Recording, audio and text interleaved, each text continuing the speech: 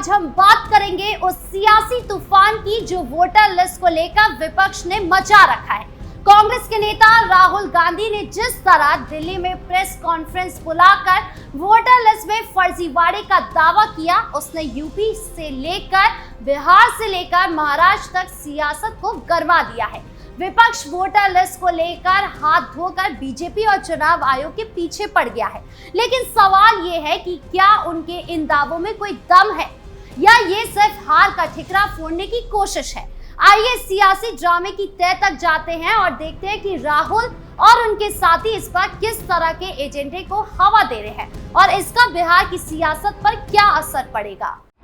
Voter list का हंगामा और विपक्ष की सियासी नौटंकी। राहुल गांधी एक बार फिर हार की राजनीति और तथ्यों के नाम पर अफवाहों का पुलिंदा लेकर लौटे हैं।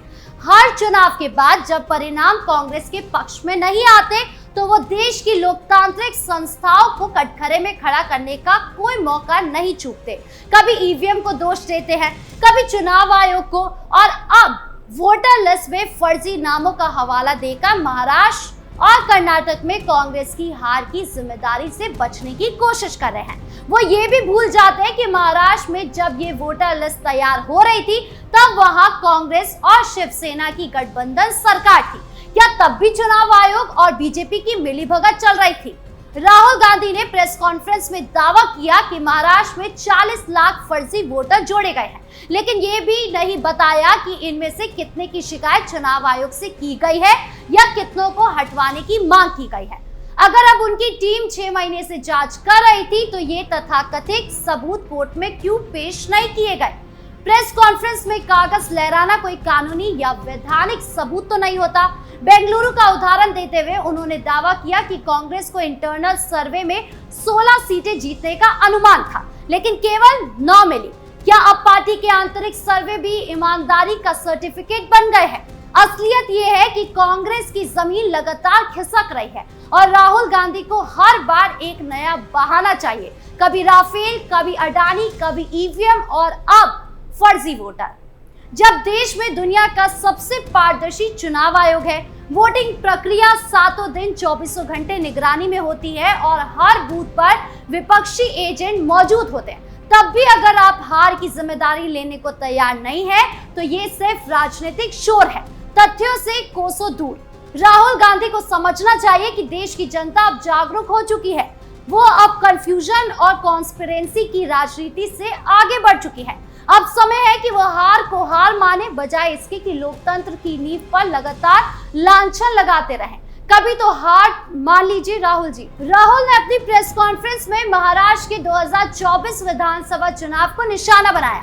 उन्होंने दावा किया कि 2019 में महाराष्ट्र में 8.98 करोड़ वोटर थे, जो 2024 के लोकसभा चुनाव तक बढ़कर 9.29 करोड़ हो गए। लेकिन सिर्फ 5 महीने बाद 2024 के विधानसभा चुनाव में ये आंकड़े 9.70 करोड़ हो गया, यानी 5 महीने में 41 लाख नए वोटर जुड़ गए, जो 5 साल में जुड़े 31 लाख वोटरों से ज्यादा है। राहुल ने सवाल उठाया कि इतने कम समय में इतने वोटर कैसे जुड़ गए। उन्होंने दावा किया कि महाराष्ट्र की वयस्क आबादी 9.54 करोड़ है, लेकिन वोटर लिस्ट में 9.70 करोड़ लोग हैं, जो गणितीय रूप से असंभव है। लेकिन सवाल ये है कि अगर ये गड़बड़ी इतनी बड़ी है तो महाराष्ट्र में महाविकास आघाड़ी की सरकार के दौरान वोटर लिस्ट की सफाई क्यों नहीं हुई? उस समय कांग्रेस, शिवसेना यानी कि उद्धव ठाकरे और एनसीपी सत्ता में थे। क्या तब राहुल गांधी को ये फर्जीवाड़ा नहीं दिखा? और अगर अब ये मुद्दा इतना गंभीर है तो कोर्ट में सबूत क्यों नहीं पेश किए गए? राहुल ने कोर्ट के महादेवपुरा विधानसभा क्षेत्र को अपनी बात का आधार बनाया। उन्होंने दावा किया कि 2024 के लोकसभा चुनाव में बैंगलोर सेंट्रल लोकसभा सीट पर कांग्रेस को 6,26,208 वोट मिले, जबकि बीजेपी को 6,58,915 वोट मिले, यानी 32,707 वोटों का अंतर। लेकिन महादेवपुरा में बीजेपी को 2,29,632 वोट हासिल किए, जबकि कांग्रेस को सिर्फ 1,15,586 वोट मिले। राहुल के मुताबिक इस सीट पर 1,0250 वोट चोरी हुए, जिनमें से 11,665 डुप्लीकेट वोटर्स, 40,000 फर्जी और अवैध पते, 10,452 एक ही पते पर कई वोटर और 4,132 अवैध फोटो और 33,692 नए वोटर्स के फॉर्म 6 का दुरुपयोग शामिल है। लेकिन सवाल यह है कि कर्नाटक में कांग्रेस की सरकार है, अगर वहां वोटर लिस्ट में इतनी बड़ी गड़बड़ी हो रही थी तो सिद्धारमैया सरकार ने इसकी जांच क्यों नहीं कराई? क्या कांग्रेस अपनी ही सरकार के खिलाफ सवाल उठा रही है? और अब आते हैं उस सवाल पर जो राहुल गांधी और विपक्ष को कटघरे में खड़ा करता है। अगर वोटर लिस्ट में इतनी बड़ी गड़बड़ी थी तो उन सीटों पर क्या जहां कांग्रेस और उनके गठबंधन में जीत हासिल की? 2024 के लोकसभा चुनाव में कांग्रेस ने कर्नाटक में 9 सीटें जीती और उनके गठबंधन इंडिया ब्लॉक में 235 सीटें हासिल की। क्या उन सीटों पर भी वोटर लिस्ट में फर्जीवाड़ा हुआ था? अगर नहीं तो राहुल गांधी सिर्फ हारी हुई सीटों पर ही सवाल क्यों खड़े कर रहे हैं? कर्नाटक में 2023 के विधानसभा चुनाव में कांग्रेस ने सत्ता हासिल की, तब वोटर लिस्ट में कोई गड़बड़ी नहीं थी। महाराष्ट्र में 2019 के विधानसभा चुनाव में महाविकास आघाड़ी ने सरकार बनाई, तब भी कोई शिकायत नहीं थी। लेकिन जैसे ही 2024 में हार का सामना करना पड़ा, वोटर लिस्ट अचानक फर्जी हो गई। ये दोहरा नियम क्यों है? बिहार में भी विपक्ष का यही राग है। राष्ट्रीय जनता दल के नेता तेजस्वी यादव ने राहुल के दावों का समर्थन करते हुए कहा कि बिहार में भी वोटर लिस्ट में हेरफेर हो रहा है।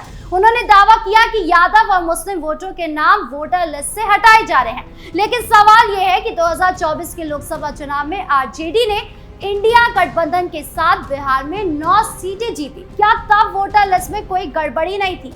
अगर थी तो आरजेडी ने उस समय आवाज क्यों नहीं उठाई? और अगर अब गड़बड़ी है तो क्या आरजेडी के पास कोई ठोस सबूत है या ये सिर्फ सियासी शोर है?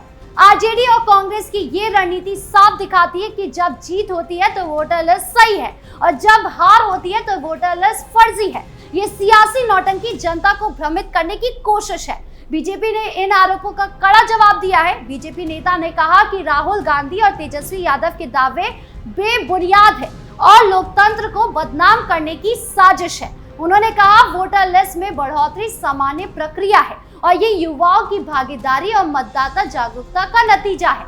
आयोग ने स्पष्ट किया कि वोटिंग की पूरी प्रक्रिया पार्टियों के पोलिंग एजेंट की मौजूदगी में होती है और आरजेडी या कांग्रेस ने मतदान के दौरान कोई ठोस शिकायत दर्ज नहीं की। बिहार की सियासत में इस विवाद ने नया रंग भर दिया है। विपक्ष का कहना है कि बीजेपी और चुनाव आयोग मिलकर बिहार में भी वोटर लिस्ट में हेरफेर कर रहे हैं, लेकिन बीजेपी ने इन आरोपों को खारिज करते हुए कहा कि वोटर लिस्ट की सफाई एक रूटीन प्रक्रिया है जिसमें सभी पार्टियों की सहमति ली जाती है। जिस तरह का माहौल वोटर लिस्ट को लेकर बन रहा है, इससे साफ समझा जा सकता है कि विपक्ष का ये हंगामा 2025 के बिहार विधानसभा चुनाव की तैयारी का हिस्सा है। राहुल और तेजस्वी अपनी हार का ठिकरा बीजेपी और चुनाव आयोग पर फोड़कर जनता का ध्यान असल मुद्दों से हटाने की कोशिश कर रहे हैं। दूसरी तरफ बिहार में नीतीश कुमार और बीजेपी की शक्ति और विकास का मॉडल जनता को भा रहा है। 2015 से 2025 तक बिहार में संगीन अपराधों में कमी आई है और नीतीश की नीतियों ने अपराधियों पर नकेल कसी है। बिहार में सड़कें, बिजली और बुनियादी ढांचे में सुधार हुआ है। 2023 में बिहार में 2 लाख करोड़ रुपए का निवेश आया, जो नीतीश और बीजेपी की पारदर्शी गवर्नेंस का नतीजा है। पटना, गया, भागलपुर जैसे शहर अब निवेश के हब बन रहे हैं। 2025 तक बिहार में कई बड़े इंफ्रास्ट्रक्चर प्रोजेक्ट पूरे हो चुके हैं, जो नीतीश की विकास नीति का सबूत है। विपक्ष की तुलना में नीतीश और बीजेपी की सियासत जनता से ज्यादा जुड़ी हुई नजर आ रही है। जहां राहुल और तेजस्वी वोटर लिस्ट के आरोपों में उलझे हुए हैं, वहीं नीतीश ने अपराध पर लगाम लगाकर अब विकास को बढ़ावा देकर जनता का भरोसा जीता है। अब सवाल ये है कि क्या विपक्ष अपनी सियासी रणनीति को नया रंग दे पाएगा या नीतीश की शक्ति और बीजेपी की ताकतवर मशीनरी उनके सियासी सपनों को चकनाचूर कर देगी? आपकी क्या राय है? कमेंट बॉक्स में जरूर बताएं। नमस्कार।